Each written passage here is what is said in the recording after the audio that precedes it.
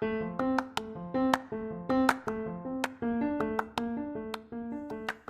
you, welcome to Sacrilegious Discourse. I'm husband. I'm wife. And together we're reading the Bible. Starting with Genesis and eventually ending with Revelations, we're working through every book and offering our atheist 2 cents. Or shekels. Yeah, those. We're asking questions and pointing out all the nonsense. We aren't academics or scholars. Nope. In fact, when it comes to religion, we really don't know anything at all. What we've learned so far is that God's a dick. Oh, he really is, isn't he? If you're interested in how we reached this startling conclusion, maybe start from episode 1.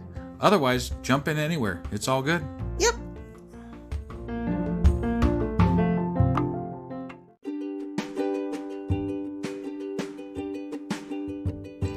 Hey wife, we just got a new sponsor. It's Anchor. They must think we're doing something right because they picked us back up. That's amazing. Want to hear something even more amazing? Yeah? I actually know what they are. You are full of shit. I'm calling your bluff. Tell me about Anchor. Okay, so Anchor by Spotify is the easiest way to make a podcast with everything you need all in one place. I'm actually surprised you knew that, but did you also know that Anchor has tools that allow you to record and edit your podcast right from your phone or computer? Yes, because I see you do that on your phone all the time and it looks pretty simple. It really is, and when hosting on Anchor, you can distribute your podcast on listening platforms like Spotify and Apple Podcasts. But I use CastBox. Yeah, darling, I know you like CastBox. It gets distributed there too, and lots of other platforms as well. And how much are we paying for this awesome service? Absolutely nothing. Coolio! So then we should tell people to download the Anchor app or go to anchor.fm to get started? Yep, do it now. Husband. Wife. Do you remember what happened yesterday? I do not, but I want to start off real quick by apologizing to everyone just right off the bat. Wife is not feeling well today, so you'll have to forgive for any, sicky sound stuff. Yeah, I have the barfies. Because overshare. Yes. Well, I have the vomities. Yeah, good stuff. There's a bug going around this area. That's what the doctor said. And I caught it. Yeah.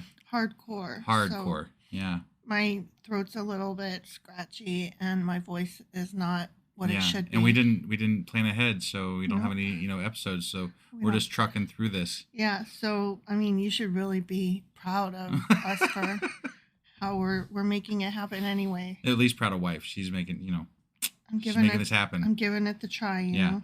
All right, so what did we talk about last week? Or like yesterday? Yesterday. No, was it yesterday? Yeah. Yesterday. That day. It was something about Gideon. Oh, yeah. He was called. And then there was like the God, and there was the prophet, and then there was the angel of the Lord. And the spirit of the Lord. Yeah, that too. There was like a big Zoom conference of them all. Yeah, and we didn't know how many entities there were. Right, because it was weird how they kept saying things for each other, but then also as each other, and then like and then one left. Yeah. He's like, peace out, bitches. And we were like, oh, okay. All right. Well, what are we reading today? Judges chapter 7. All right, let's go hop into this. Okay.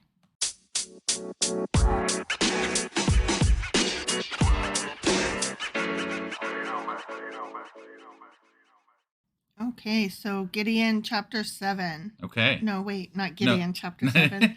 Judges chapter 7. Yeah, that. Sorry. We already put the disclaimer up front. You got all kinds of leeway today. Yeah, so our fans are awesome, and they're going to give us that. Yes, they are. Yeah. Thank you, guys. Yeah, we appreciate that. So Judges chapter 7 starts with Gideon's men defeat the Midianites. Okay. So this is like the prophecy coming true, huh? I guess, whatever. He's gonna go defeat them. God's on his side, but he needed more men. He's not one person taking on 1,000. Yeah. Or whatever. 10,000. No, it's 10,000. Yeah. Yeah. He needs some army.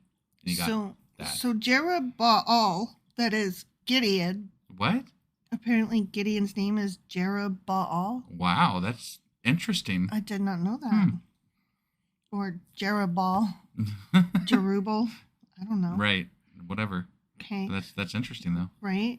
That is, Gideon and his army got up early and went as far as the spring of Harod.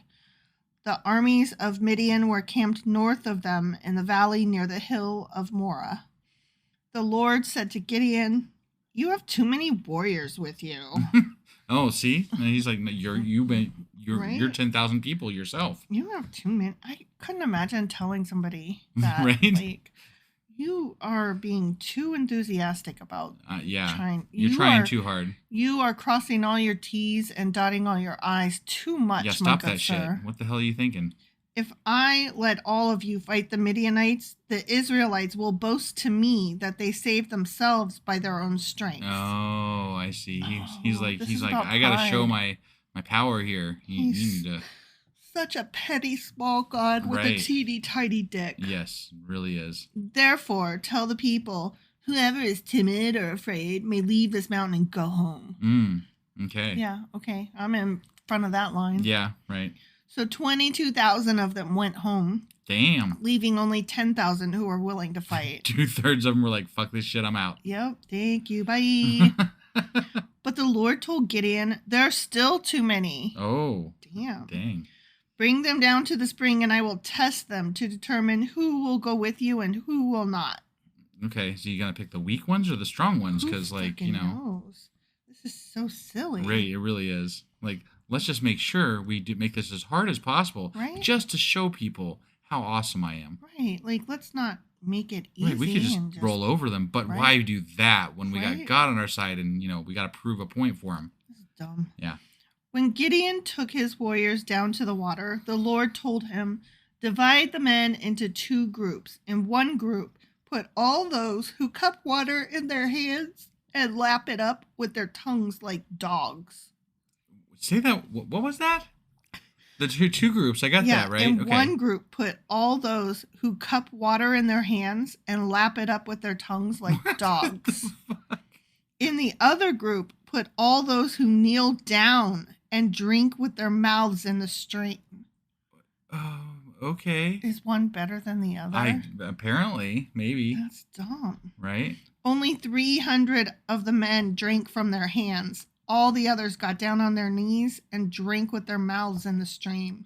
Okay. The Lord told Gideon, with these 300 men, I will rescue you and give you victory over the Midianites. You're telling me out of, how many was it? 10,000 people? Mm-hmm. Only 300 used their hands to pick up water from the stream? Yeah. I call bullshit on that. I call bullshit on that as well. But whatever. Send all the others home. Okay. Right? Mm-hmm. So Gideon, I'm sorry I keep yawning. I took a bunch of medicine that makes me drowsy. So I'm not bored of you guys. I'm just trucking through. Yeah, I'm just doing my best, you guys. Yeah. So Gideon collected the provisions and ram's horns of the other warriors and sent them home. But he kept the 300 men with him. The Midianite camp was in the valley just below Gideon. Okay. Midian and Gideon. Gideon got Midian. Right. I like rhymey things. Yes, rhymey things are cool. That night the Lord said, get up!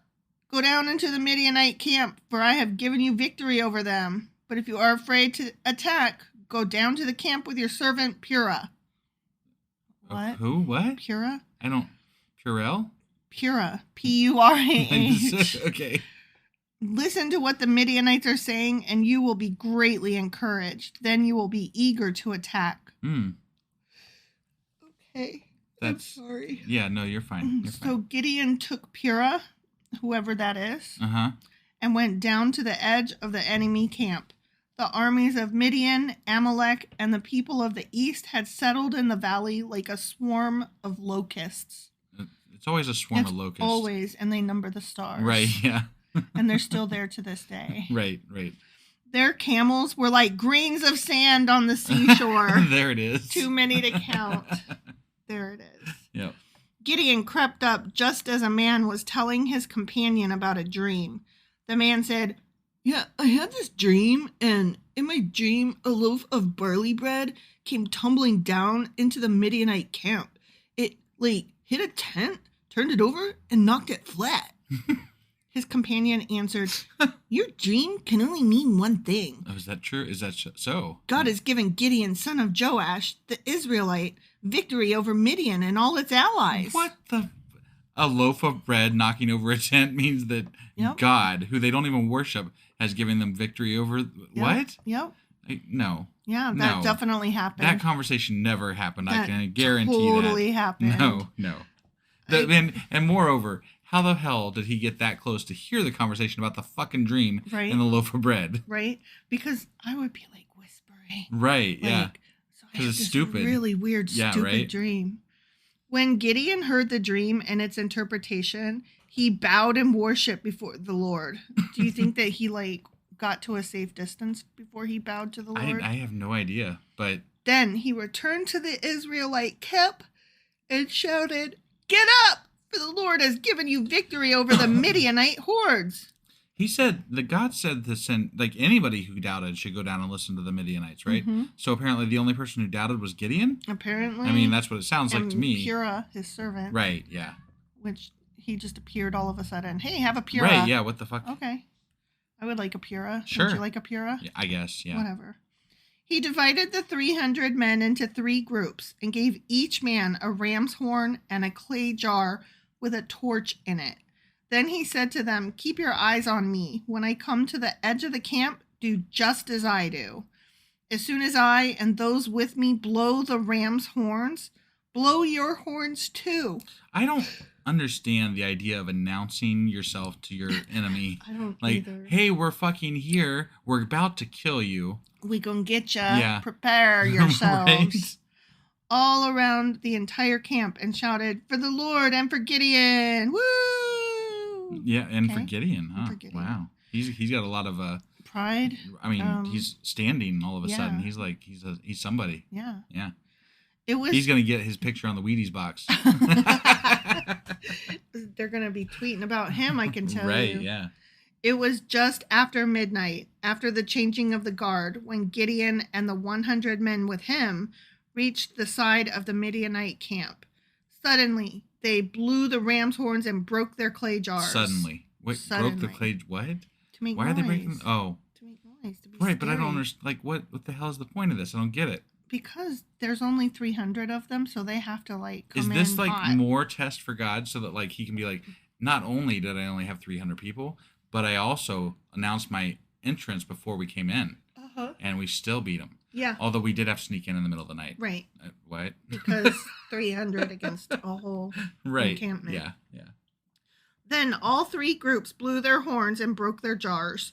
They held the blazing torches in their left hands and the horns in their right hands, and they all shouted, "A sword for the Lord and for Gideon!"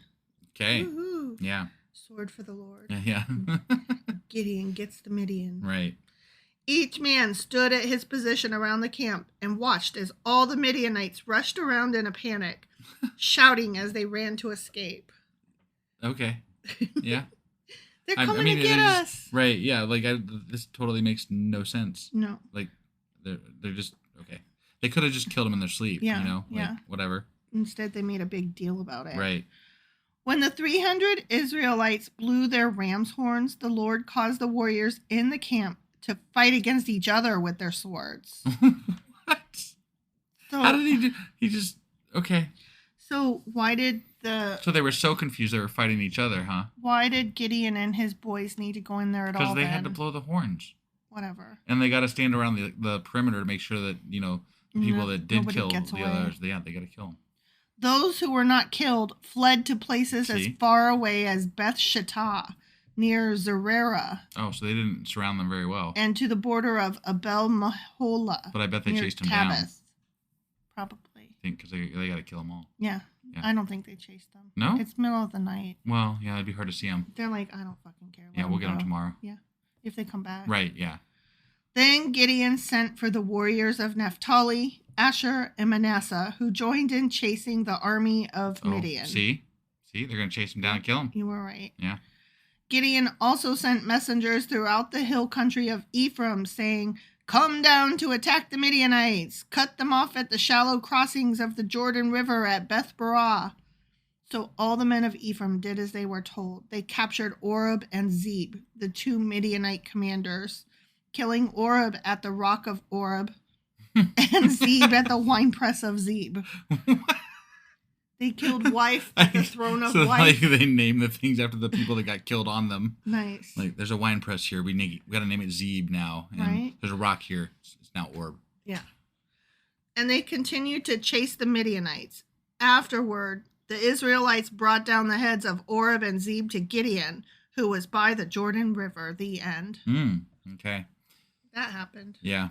And Gideon didn't actually do that bit. He was like, you guys go do that. Yeah. I'm not, whatever. I'm not about it. I'm not chasing people today. I have a stomach bug. Right. All right. Well, yeah, they're fighting again. They are fighting. You're 6, so I think we're going to go ahead and, wrap it up here. Yes. But we will be back tomorrow with Judges chapter 8, correct? That is correct. All right. We will see you all then. Bye. Bye.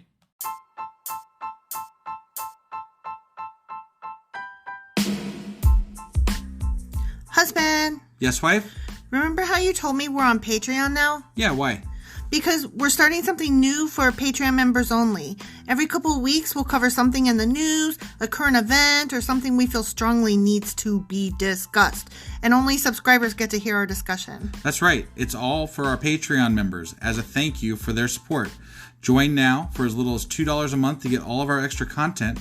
Go to patreon.com/sacrilegious discourse. Do it now.